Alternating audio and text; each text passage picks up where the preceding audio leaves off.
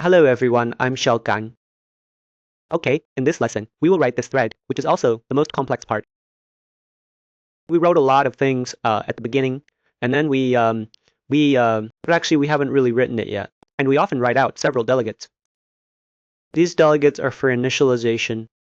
There is also an init delegate, and if initialization fails, it will call this init error, and every time a message is received, it will go through this save delegate, and this is for every time a message is sent, there is a remaining delegate. And when the socket is closed, it has a closed delegate. Actually, it's very similar to our web shack. Everyone can learn by comparison. This is no problem. And then with these delegates in place, we need to prepare the instantiated objects of these agents. Now we instantiate them at this position. We make them protected.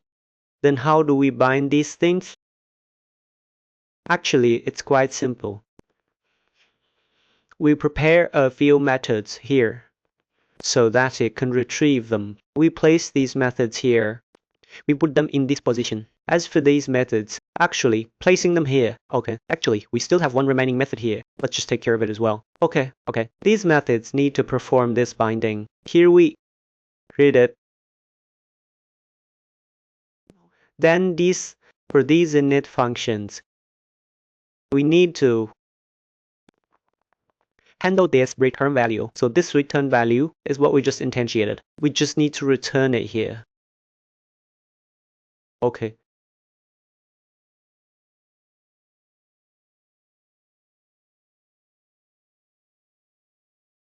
Then we close it here. Okay. Okay, good. We'll write this later. Because this is too complex. Once these few things are in place, go back to our safe action. We were here at that time. Left a blank for everyone right here. Because after you actually create this runnable, you need to bind this thing. This design is actually very similar to the widget design. It is indeed very similar. Then the way we bind like this, as you can see, we bind it to the smart pointer, right? Okay. That is, when triggered, it calls back to our smart pointer. Why bind it this way? Because we hope to put this logic, slightly split the threads, so that the thread is only responsible for sending and receiving messages, and then functions like starting and stopping. Don't let the thread write this specific task, otherwise it will be very troublesome. Yes, just create an atmosphere like this. Because we only care about the upper level logic, this is equivalent to only caring about what information we send, and then how the blueprint does it, and then the service, and then how it's done on the specific server side. We don't care about that, and when we actually send it, we send it through Runnable. So we just bind these methods. On our end, once it's bound here, don't we have a send method here? There is a send method here. This send method, it actually just directly calls our Runnable. As long as this Runnable still exists, we let it send the message. That's what we called inside the runnable just now, okay? Now let's compile it. Make sure there are no issues. Good. After we finish creating it, then we enter the workflow of this runnable. In the workflow of this runnable dep, let's continue to refine it. After we bind these delegates, we definitely need to call these delegates. And for this kind of call, we must have it called on the main thread, because this is the TCP thread here. So we must call it on the main thread. So we'll all use this most classic favorite one-step execution method to do it. Okay, let's return it. As for this call, it's actually very simple. We just copy it once and then have it execute on the next frame. We'll directly modify this data. Let it execute for a while.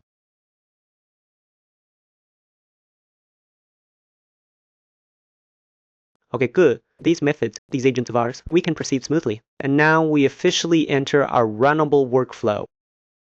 Then in the runnable workflow, in the initialization, we definitely need to store these variables. It is during construction, all like this, so we store them. After storing them, in init, we definitely want it to be able to use this. That should be fine.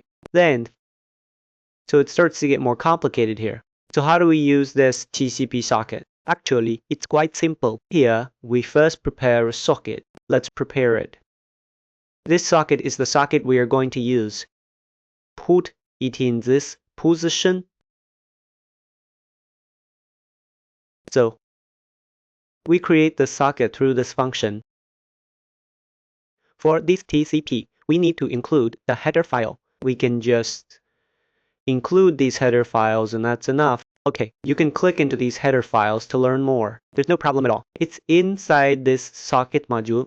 It defines what type this socket is, some protocols and such. Okay, we'll just ignore them. Through these few functions, we'll create it. Through this, some parameters will be passed in here. Each parameter has its specific meaning. For example, blocking or some buffer and sizes of such things. And this side will pass 2 sizes of this buffer size. Then these 2 sizes, we'll just hard code them, right? Because we don't really need to making it too complicated. Then after you finish writing it, actually every time we receive, when receiving data, we need to prepare as a send this container, right? So we've got this container sorted out. Then we create a socket like this. After creating the socket like this socket might fail because it's very likely to fail. It could fail for some unknown reason. It just fails, right? Then if it fails, we'll just let it. Right here, this place, if it fails, then we do it this way. Then we let it call the delegate for our failure execution. Okay, so actually this method, we can click into it and take a look. We created this, a reusable, and then this, because it returns this TCP builder. So you can still continue clicking this method, click this method. That is to say, reusable. Then here we have this blocking, and it is also blocking. After blocking, then we fix the size. This is it, the size it emits. Right. Then we save this thing again. Here. And then you can see it returns a PCP builder. Why suddenly here, when we receive it, it becomes a 0 socket. Then it must have done some good thing odd. And then it must have overloaded some methods for you. Obviously, it actually uses this build. Let's scroll down. This area is all about configuring some information for this PCP. And then there's a build here. You can see this build returns a new FSocket. So obviously, this is done through overloading. That is, it can be converted into a new FSocket. This is where you configure based on what you said earlier and then get it done. So here we create a socket like this. This socket may fail. There could be reasons for the failure. Actually, there are many possible reasons, such as the platform, or it might not be supported in other aspects, or some other reasons like that, or the parameters might be incorrect. Then here we need to call this delegate.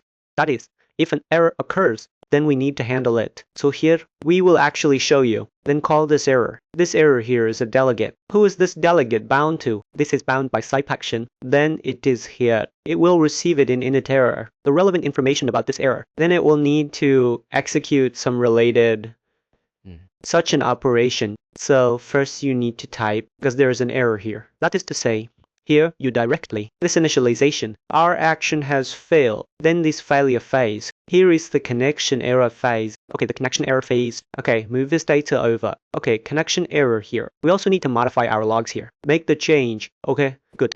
Connection error, right. Then we will definitely immediately shut down the rumble, because this sudden death has already errored out, so we definitely shut it down. And at the same time, we need to notify our subsystem that this object has finished executing, so no need to worry about it. Then remove it, right? Good. After removing it here, we are here. We create this one-step action, then call it to the blueprint. Tell the blueprint that we are here. Build. The difference between the reason for failure and the message, what kind of relationship is this? Okay, then actually we are here.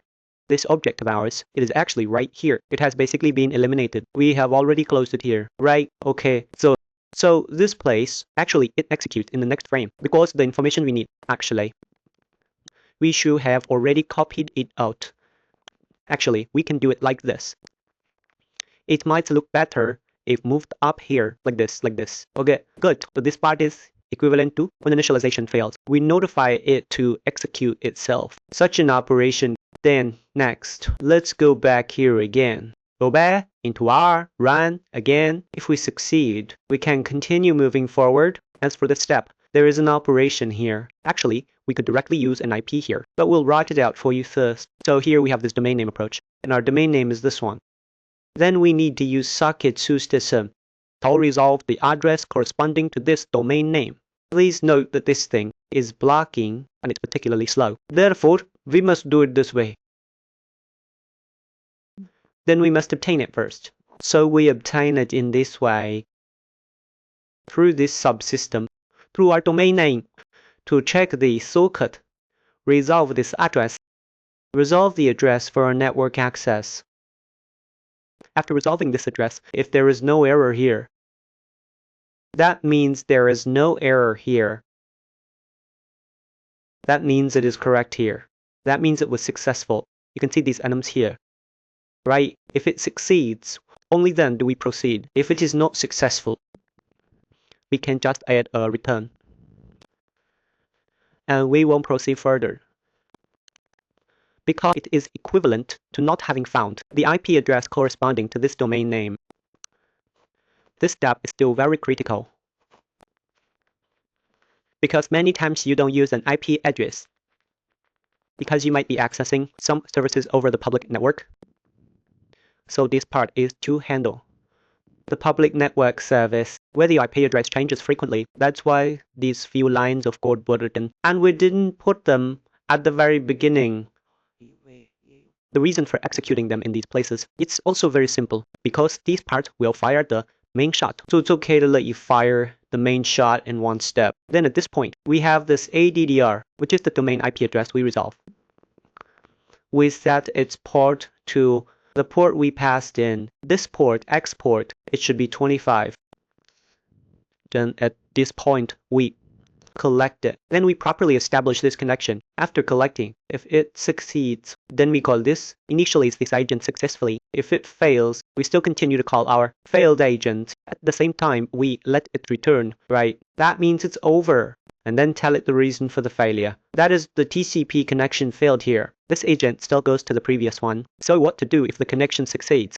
And we must still go back to our accept 6. When we succeed in connecting at the connection point, we need to proceed to the next step of such an operation. If we succeed in connecting, we need to print a log. This proves that our current connection is successful. This is something worth recording. Okay, that is to say, our connection is successful. At the same time, meanwhile, we set our status to connection successful, because for this status, we want it to progress step by step. Because we follow this 1, 2, 3, 4 process to succeed, then next we go back to our runnable. Once this connection is successful, we can then perform simple sending and receiving of this information within the runnable. Okay, let's take a look. This connection should be successful. I think we can start it like this, because if it returns earlier, it fails. So if it enters here, it means the connection was successful here. We just need it to return a 0. Okay, then we let it keep doing this. It's a while loop, right? While loop, we have a while loop. Then we should also write the stop function. If we call stop externally,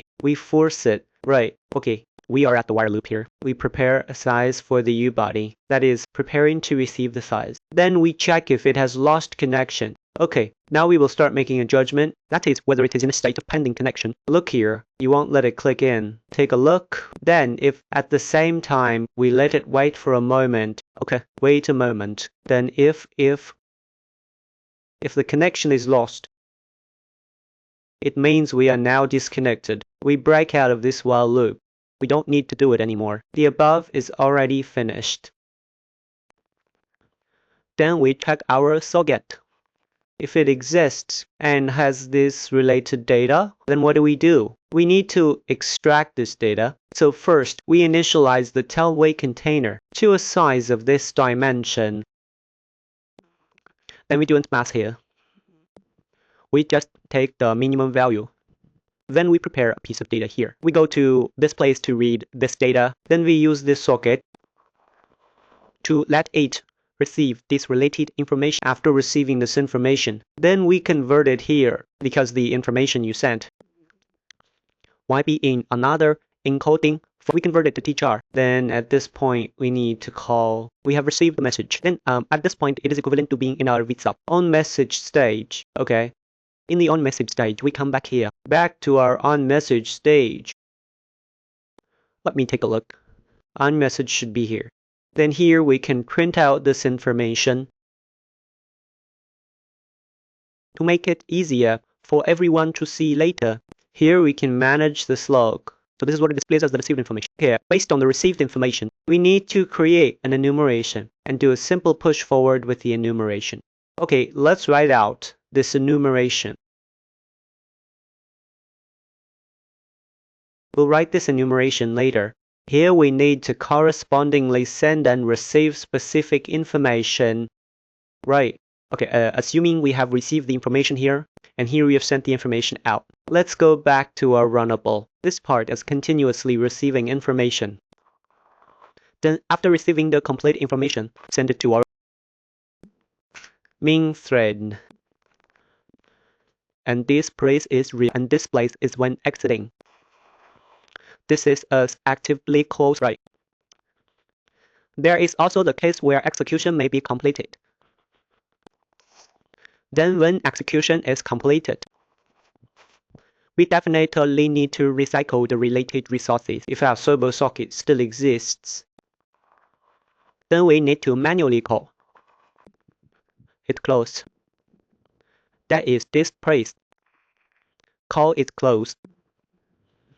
After closing is complete, we need to take this circuit and then destroy it. Then we now call back to our main layer, tell it that the relevant information of our TCP has been closed. Then we call back to the main layer. It should be here at unclosed. Unclosed here. Okay, at this unclosed point, what kind of work do we need to do? We definitely need to. First of all, we need to print this log. Because we need to, and we also need to determine whether we closed it normally. Because it might have been closed abnormally. Right, it's possible that our outer loop didn't finish executing. It disconnected midway and just jumped out. If our enum is in this state, then it proves we closed normally. Then it proves it was successful. So here we can just call success directly. Just paraphrase our information casually. So it's very likely it could be in another state. It could be connect error, right? It could also have failed during connection. In that case, we don't need to worry about it because our connect arrow is here. We have already called the main thread once at this point. So here, this is connect arrow. Therefore, we don't need to do anything because we have already done it. But it's possible that we failed at another stage. In that case, we need to do some special handling. For example, if we fail to verify the username. In this situation, it's like we failed during the communication phase. So here, we first need to get the enum of which stage we are currently in. Right, we convert the enum into a string. Everyone should be familiar with this method. It's through reflection. Because our enum supports reflection, then we concatenate this information. That is our current information. In other words, we fail at this stage. Which stage failed? Then we call the blueprint to tell it that we failed at this stage. Since we have finally completed all the runnable executions, then we notify our management system to tell them that our action has ended. So let you handle the acquisition committee. Then this is our entire end. So basically our framework is complete. That is, when we say this method, as long as you create enough runnable, it will definitely execute. Must go to this closed one. So this place is executable. As long as the FRunnable is created, it's fine. If it is after creation, in the middle, the socket connection fails, then right here, you have already handled it. So nothing else needs to be done here. If it succeeds, we give a success. If it fails at another stage, that is, you connect successfully, but verification fails, or network fluctuation causes failure, then we use this method to resolve it. Finally, let us notify you, our subsystem, that the Yibu email task has ended. You can reclaim its resources. That's the situation. Okay, then in our next lesson, we will continue to double check the sending and receiving information. Double check it. Alright. We will conclude this lesson here. The entire process should be about done.